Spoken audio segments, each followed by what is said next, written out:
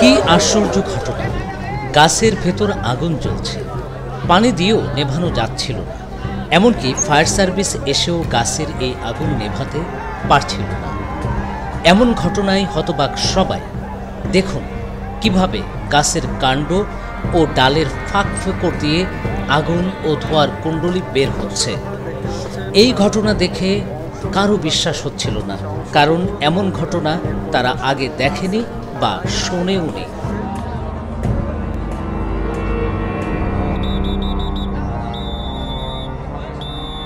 এই অদ্ভুত ঘটনাটি বাংলাদেশের কুড়িগ্রাম জেলার চিলমারী উপজেলার। এই উপজেলার রমনা রেল স্টেশনের প্ল্যাটফর্মের সঙ্গে প্রায় 50 বছরের পুরনো একটি কড়াই গাছ রয়েছে। সেই গাছের কাণ্ড ও ডালে আগুন জ্বলছে, ধোঁয়া উঠছে। এ খবর ছড়িয়ে পড়তেই বহু মানুষ রমনা রেল স্টেশনে ভিড় করেন অদ্ভুত এই ঘটনা নিজেদের চোখে দেখার জন্য।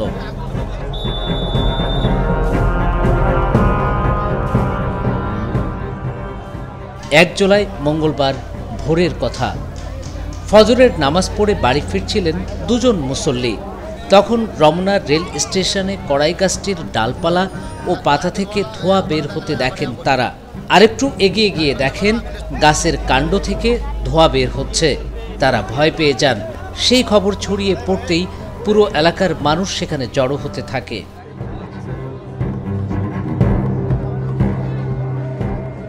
আগুন জ্বলতে জ্বলতে বেলা 11:30টার দিকে গাছটির কাণ্ড থেকে একটি বড় ডাল ভেঙে পড়ে। তখন কাণ্ডের ভেতর থেকে জ্বলন্ত শিখা উঠে আসতে দেখা যায়।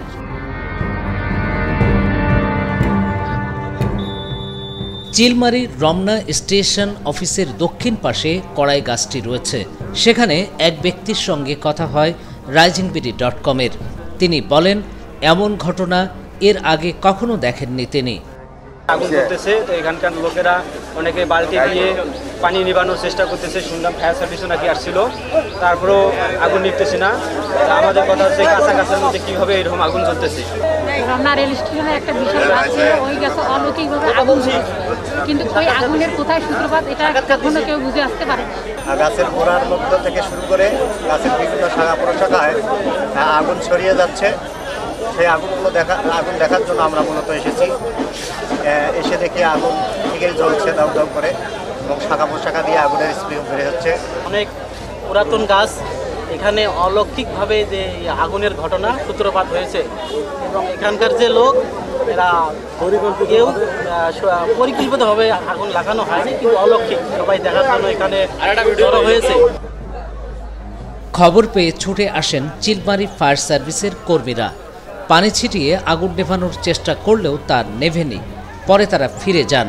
গাছটি ভেঙে পড়ার পর ফায়ার সার্ভিসের কর্মীরা আবার সেখানে আসেন এবং আগুন নেভাতে সমর্থ হন। তবে কিভাবে এমন ঘটনা ঘটল তা এখনও ধরতে পারেনি ফায়ার সার্ভিসও। তাই ঘটনা তদন্তে কাজ করছে স্থানীয় প্রশাসন ও রেল কর্তৃপক্ষ।